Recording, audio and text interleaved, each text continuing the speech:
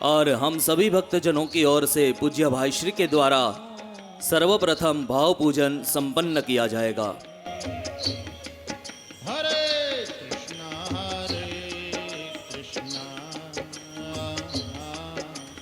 कृष्णा कृष्णा हरे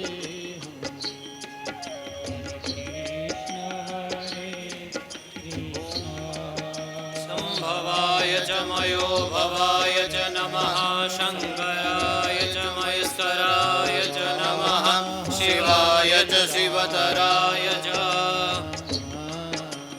राम राम हरे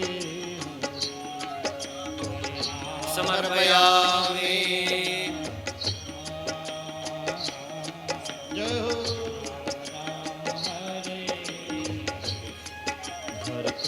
हरे कृष्ण कृष्ण कृष्ण हरे हरे, हरे राम नारायण समारंभां शंकराचार्य मध्यमाम् अस्मदाचार्य पर्यन्तां वन्दे गुरु परम्परां।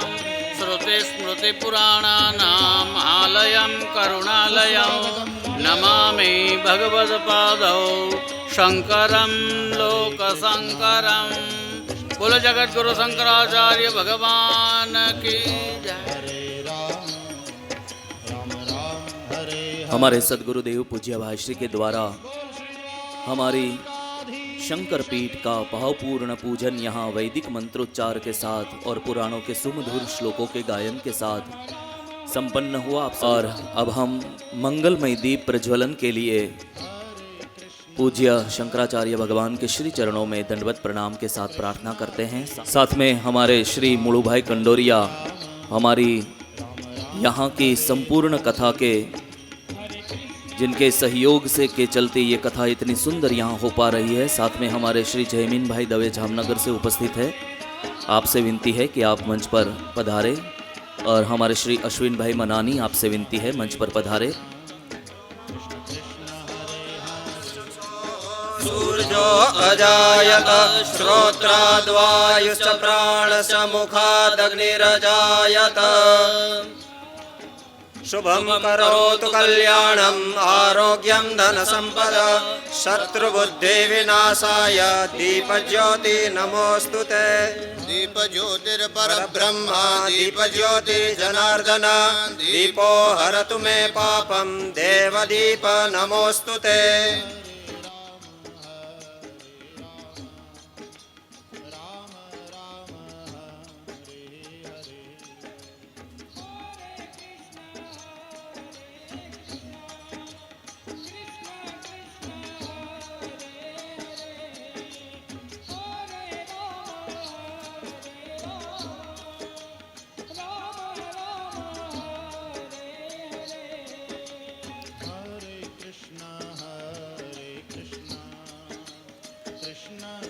द्वारिका शारदा पीठाधीश्वर शंकराचार्य भगवान और हमारे पूज्य ब्रह्मचारी जी और साथ में हमारे यहाँ द्वारिका के आचार्य कुलपुरोहित जी सभी के द्वारा मंगलमयी दीप प्रज्वलन यहाँ पर संपन्न हुआ।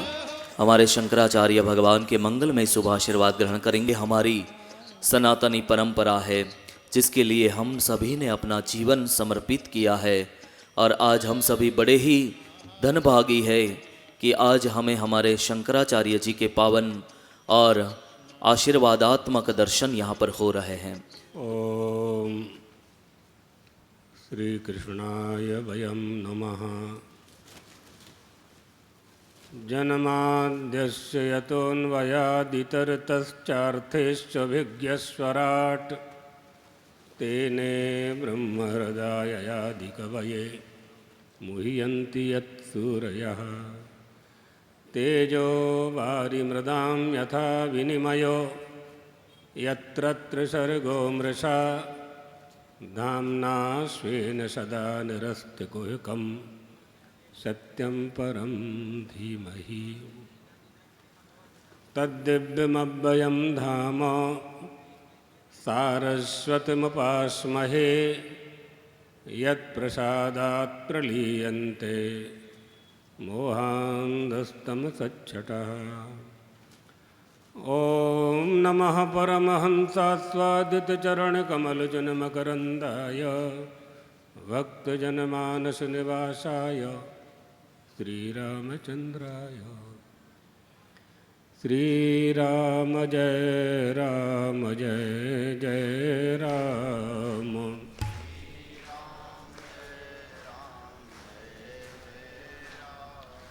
द्वारकाधीश भगवान की श्रीमद्भागवत महापुराण की भगवत पादाद्य शंकराचार्य भगवान की हर हर महा।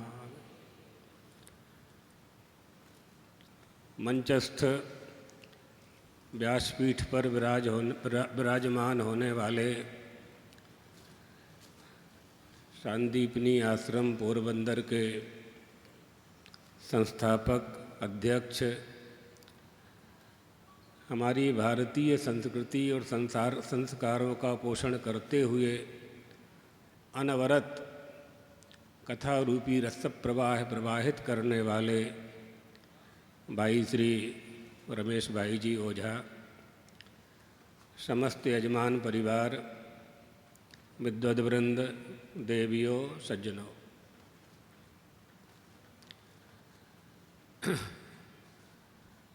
वेदव्यास जी सबसे पहले सत्य का ध्यान कर रहे हैं। यह जो ब्रह्म है, जो जगत जन्मादि का कारण है, एक ही मंत्र में उन्होंने, एक ही श्लोक में, प्रथम स्कंद के प्रथम अध्याय के प्रथम मंत्र में ही परमात्मा के दोनों ही स्वरूपों को नमस्कार कर लिया। स्वरूप लक्षण, तटस्थ लक्षण दोनों को नमस्कार कर लिया उन्होंने, सत्य का स्मरण करते हुए। सत्यम परम धीमहि, ऐसे सत्य का स्मरण किया है जो सत्य चित्त आनंद नित्य शुद्ध बुद्ध मुक्त स्वभाव बिल्कुल मुक्त रहते हुए निर्गुण निराकार है। और फिर कह रहे हैं कि ऐसा सगुण साकार धारण करता है कि मुह्यन्ति यत् सूरयः, उसकी और उसकी रचना देख कर के बड़े बड़े विद्वान भी मोहित हो जाते हैं। दोनों को नमस्कार किया है, वैशिष्ट है। वेदव्यास जी का क्या है, उन्होंने निज पुरातन ज्ञान प्रकाशनाय, प्राचीन ज्ञान को प्रकाशित करने के लिए वेदव्यास जी ने जो हम लोगों को भारतीय संस्कृति, हिंदू धर्मावलंबियों को परोसा है, ऐसा कोई नहीं हो सकता। इसलिए वेदव्यास जी, भगवान स्वयं वेदव्यास बन करके आए हैं। भगवान ने ही व्यास का रूप धारण किया है। अपना ही ज्ञान अपने द्वारा प्रकाशित कर रहे हैं, पुराणों के माध्यम से, वेदांग के माध्यम से, है ना। ये सब व्यास जी की ही तो कृपा है, जिसे प्राप्त करके आज हम सब अपने आप को, अपनी संस्कृति को जान पा रहे हैं। शौनकादि ऋषियों ने सूत जी को पा लिया, आज तो पहला ही दिन है। और नैमिषारण्य में उनकी आराधना करने के लिए, उनकी पूजन करने के लिए उनको ऊंची आसन पर बैठाया।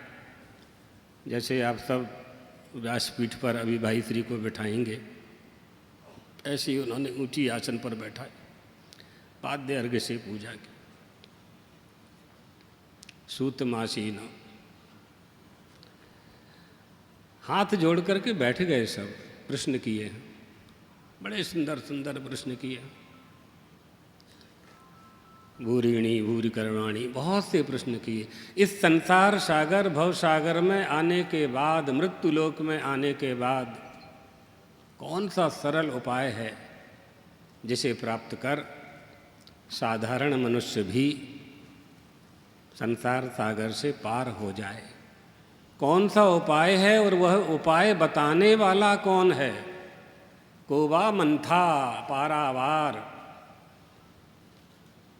इस समुद्र का मंथन करने वाला कौन है?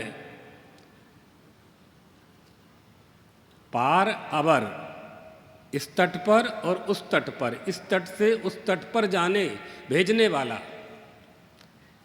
समुद्र है ना, बहुत बड़ा समुद्र, महोदधे है, महोदधे। सारे समुद्र मिलकर के एक हो गए हैं जहाँ पर, और हम यहाँ खड़े हुए हैं, कैसे पार करें? ऐसी भी कल्पना है कि मध्य में पड़े हुए हैं, अपार संसार समुद्र मध्य सम्मज्जतो में शरणम किमस्ति। कैसे किनारा, कैसे तट को प्राप्त करें? पर और अवर, परावर, परमपि यस्मात् अवर, कैसे प्राप्त करें? को मंथा, कौन दूध से दही बनाकर जानता है? दही से मक्खन कैसे बनाया जाता है? मक्खन से घी का निर्माण कैसे होता है? घी से पूड़ी का निर्माण कैसे होता है? ये कला किसको आती है? सहज नहीं है। आजकल तो उपकरण हो गए, पहले तो दूध से दही बना करके फिर मथानी से मंथन किया जाता था, मंथन किया जाता था, तब मक्खन निकलता था। यशोदा मैया करती थी ना, कथा में आप लोगों ने श्रवण कर रखा है। तभी भगवान श्री कृष्ण को, कन्हैया को प्रिय था वो मक्खन। इस महोदधे संसार सागर में से मंथन करके कौन निकालेगा ज्ञान को, और ज्ञान का विज्ञान कौन हमारे सामने उपस्थित करेगा? भगवान के गोलोक चले जाने पर धर्म की रक्षा कौन करेगा? भूरिणी भूरि कर्माणि श्रुतयोर विभिन्ना तर्को प्रतिष्ठा ऋषियोर विभिन्ना। क्या करें क्या ना करें कौन बताएगा? गुरुदेव, हमारे भाग्य से आप मिल गए हैं। हम आपके सामने, आपके श्री चरणों में यह निवेदन कर रहे हैं। देखो, कोई संत मिल जाए, महापुरुष मिल जाए, भगवान मिल जाए तो क्या पूछना है, क्या बात है। लेकिन महापुरुष भी मिल जाए तो हमें उनसे क्या याचना करनी है, क्या मांगना है, इसकी भी अकल होना चाहिए। हमें आत्मदेव नहीं बनना है। अभी भाई श्री सुनाएंगे आपको आत्मदेव का प्रसंग। आत्मदेव नहीं बनना है हमको। उसके लिए तो परमात्मा ने मनुष्य का शरीर दे दिया। इससे बड़ी क्या संपत्ति हो सकती है किसी के लिए? क्या चाहिए? कमाने के लिए 2 हाथ 2 पैर 5 ज्ञानेंद्रियाँ 5 कर्मेंद्रियाँ प्रदान कर दी हैं। नहीं चाहिए, कुछ नहीं मांगना है। अब तो ऐसी वस्तु मांगनी है जो संसार में नहीं मिलती है, बाजार में नहीं मिलती है, परिवार से नहीं मिलती है, रिश्तेदारों से नहीं मिलती है, मित्रों से नहीं मिलती है। वो वस्तु चाहिए। उस वस्तु को प्राप्त करने के लिए जीवस्य तत्व जिज्ञासा नार्थो यश्चेह कर्म भी।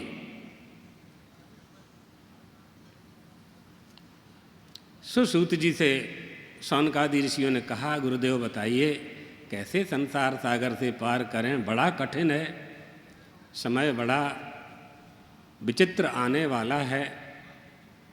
मनुष्य की इंद्रियां बहिर्मुख हैं, मन चंचल है, और कामना की वासना की लालसा निरंतर इस देह का पतन करते जा रही है।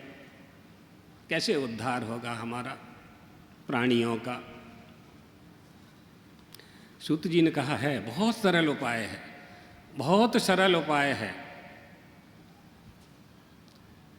राजा परीक्षित का उद्धार करने के लिए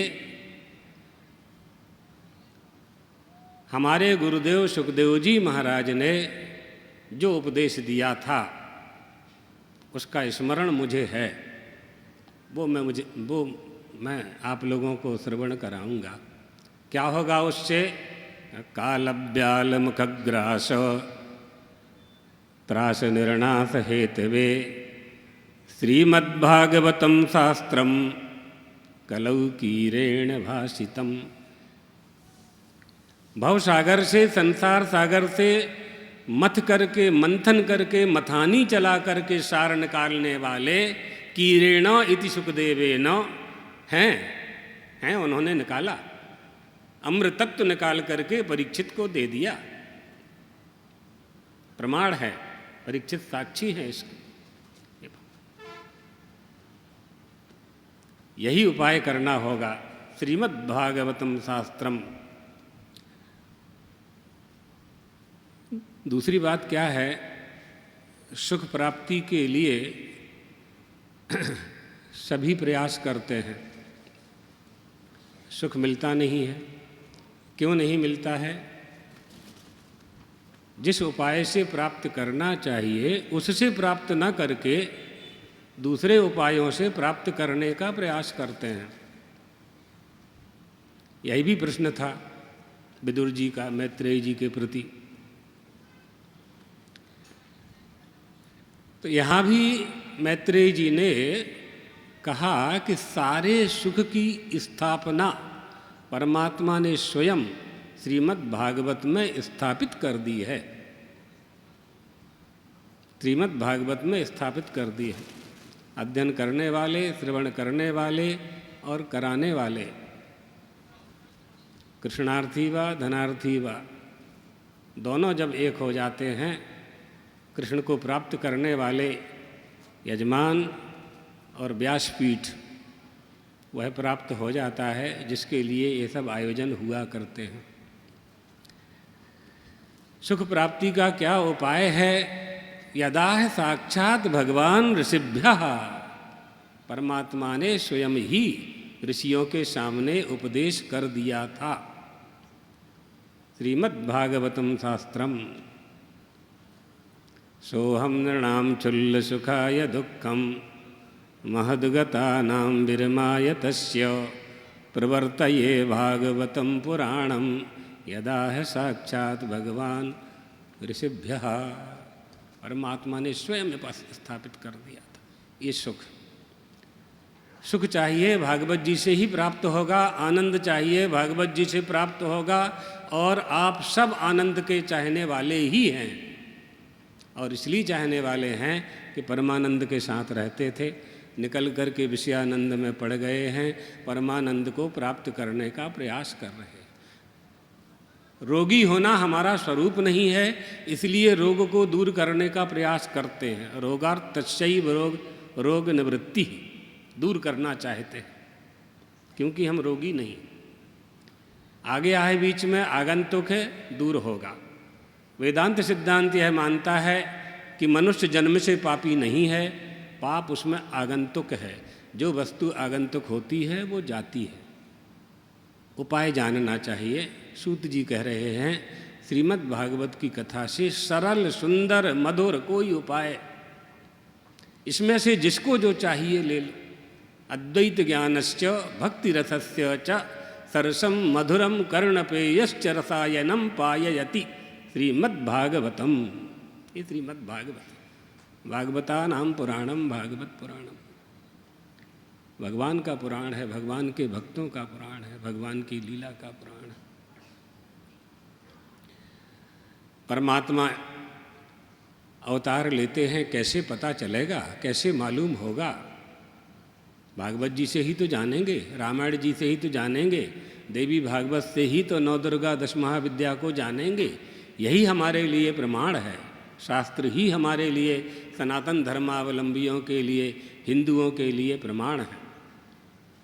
भगवान का अवतार होता ही इसलिए है। और मनुष्यावतार क्यों होता है? मनुष्य को मनुष्य का उपदेश देने के लिए कि मनुष्य को क्या करना चाहिए, सो वो स्वयं मनुष्य बन करके आते हैं, दशरथ जी के पुत्र बन जाते हैं, कौशल्या नंदन बन जाते हैं, देवकी नंदन बन जाते हैं। मनुष्य बन कर के बताते हैं कि देखो बेटा, ऐसे तुम्हें चलना है, ऐसे तुम्हें माता पिता की आज्ञा का पालन करना है। यही अवतार है परमात्मा का। देवता प्रार्थना करते हैं, सत्वं न चेद्धातिर्दं निजं भवेत् विज्ञानमज्ञान विदापमार्जनं गुणप्रकाशैरनुमीयते महान् प्रकाशिते यश्च येन च वा गुणाः। देवता कह रहे हैं, प्रभो आपका नित्य शुद्ध मुक्त स्वभाव, यह सत्शुद्ध सत्वमय देह अगर प्रकट न हुआ होता, आपने निज स्वरूप का दर्शन हम सबको न दिया होता, तो ज्ञान और ज्ञान का विज्ञान और भेद रूपी अज्ञान को नष्ट करने का हमारे पास कोई उपाय नहीं था। अनुमीयते महान, अगर आप अवतरित न होते, देवकी नंदन न बनते, तो आपका हम अनुमान ही कर सकते थे। आपको प्राप्त करने का अवसर, आपका साक्षात्कार करने का अवसर तो आपके अवतार से ही प्राप्त होता है। देवता प्रार्थना कर रहे हैं 10वें स्कंध में। इसलिए मनुष्य को मनुष्य बनाने के लिए परमात्मा मनुष्य बनते हैं। कौन ऐसी कृपा करेगा, कौन ऐसी कृपा करेगा जीवों पर? उसका नाम ईश्वर है, उसका नाम परमात्मा है। वो आश्रित कार्य निर्वाहक कहा गया है परमात्मा को, और आश्रय शौकर्या पादक। आश्रित कार्य निर्वाहक माने उत्तरा का काम बना दिया, रक्षा कर दी गर्भ की। परीक्षित आ गए, तभी ना जन्म हुआ उनका, परीक्षित का। अश्वत्थामा का चक्र तो गर्भस्थ शिशु को नष्ट ही करने वाला था, लेकिन वो दौड़ी उत्तरा। द्वारका जाने के पहले मेरी बात सुन लीजिए, पाही पाही जगत पते मुझे सुनो, मुझे सुन करके जाओ। रथ रोक दिया भगवान ने, आश्रित हो गई थी, कोई नहीं था। एक दूसरे के प्राण लेने के लिए सब तैयार थे। भगवान ने चक्र सुदर्शन छोड़ दिया, गर्भस्थ शिशु की रक्षा की। जैसे ही अवतार जन्म हुआ परीक्षित का, नेत्र खोले, चारों तरफ देखने लगे, चारों तरफ देखने लगे। क्या देख रहे थे? समीक्षा की गई है भाष्यों में। देख रहे थे वो कहाँ है जिसने गर्भ में मेरी रक्षा की। उसके दर्शन के लिए नेत्र खोल करके चारों तरफ देख रहे थे। ब्राह्मणों ने, पंडितों ने उनका नाम परीक्षित रख दिया, परितः ईक्षित। चारों तरफ देख रहे थे। बहुत सुंदर अवसर यजमान परिवार को और श्रोताओं को प्राप्त हुआ है। भगवान द्वारकाधीश के आंगन में उनके ही चरित्र, उनके नाम, उनकी लीला, उनका रूप, उनका धाम, जिन माध्यमों से हम परमात्मा को जानना चाहते हैं, प्राप्त करना चाहते हैं, वो चारों यहाँ उपस्थित हैं। नाम लिया जाता है, उन नाम सुना जाता है, और रूप देखा जाता है आँखों से। आप सबने कल द्वारकाधीश का दर्शन किया, रूप देख लिया, बरहा पीडम नटवर बपू। अब नाम के माध्यम से यानी श्रवण से ही संशय नष्ट होते हैं। श्रीमद् भागवत की कथा क्या है? संशय शयनस्थि, संशयों को नष्ट कर देती है। श्रोतव्यः श्रुतिवाक्येभ्यो मंतव्योश्चोपपत्तिभिः, श्रवण करते रहना चाहिए। इस श्रवण का लक्षण है। श्रवणेन संशयम, श्रवण से संशय नष्ट हो जाया करते हैं। मननेन संभावना, मनन करने से संभावना नष्ट हो जाती है। निदिध्यासनेन विपरीत भावना, निदिध्यासन से विपर्यय नष्ट होता है हमारा।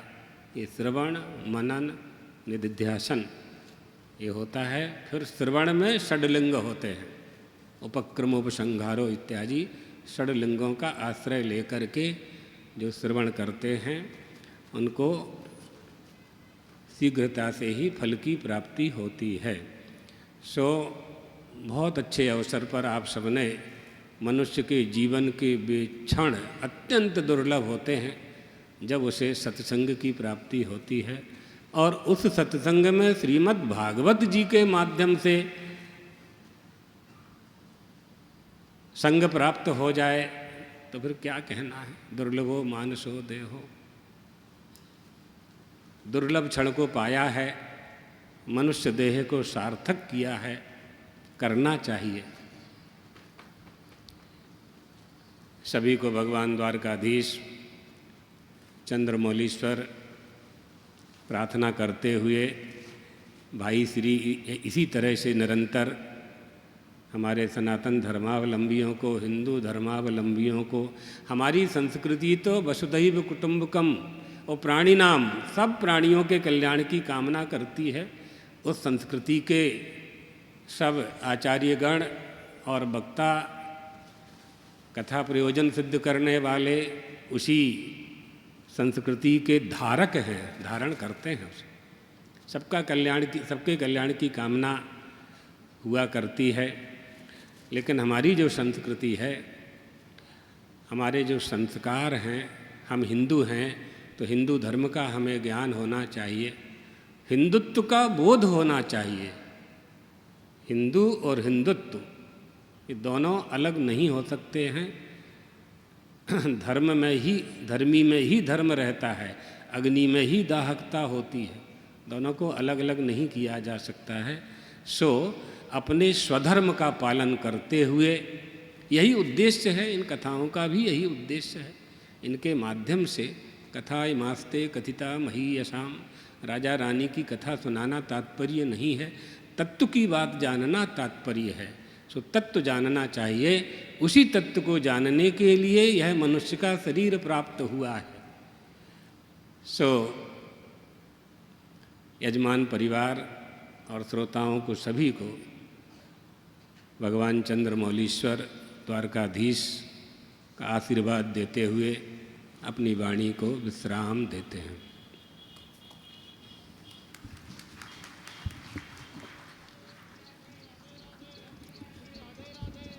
हम सभी को आज कथा के प्रथम दिन ही हमारे शंकराचार्य भगवान के मंगलमय श्री मुख से हम सभी को बड़े ही प्रेमपूर्ण आशीर्वाद प्राप्त हुए। हम सभी अपने स्थान पर एक बार खड़े होकर हमारी शंकर पीठ को प्रणाम करेंगे।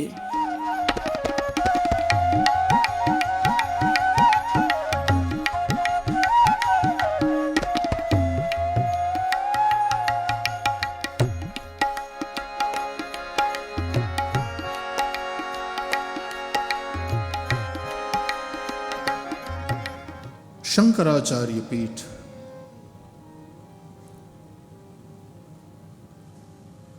भगवान आदि शंकराचार्य जी के द्वारा समग्र भारत का परिभ्रमण करके सनातन वैदिक संस्कृति के ध्वज को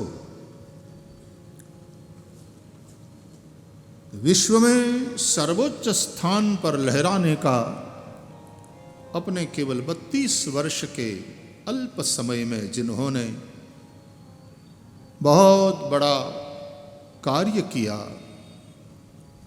और चारों दिशा में 4 पीठ संस्थापित करके अपने शिष्यों को वहां के शंकराचार्य के रूप में नियुक्त करके एक व्यवस्था सनातन धर्म को देने वाले भगवान आद्य शंकराचार्य को वंदन। उसी पीठ के अंतर्गत पश्चिम में यहाँ द्वारकापुरी में शारदा पीठ के भगवान शंकराचार्य पूज्य स्वामी सदानंद सरस्वती जी महाराज आज हमारे मध्य पधारे और उनके आशीर्वचन के साथ हमने हमारी इस आध्यात्मिक भागवती यात्रा का शुभारंभ किया।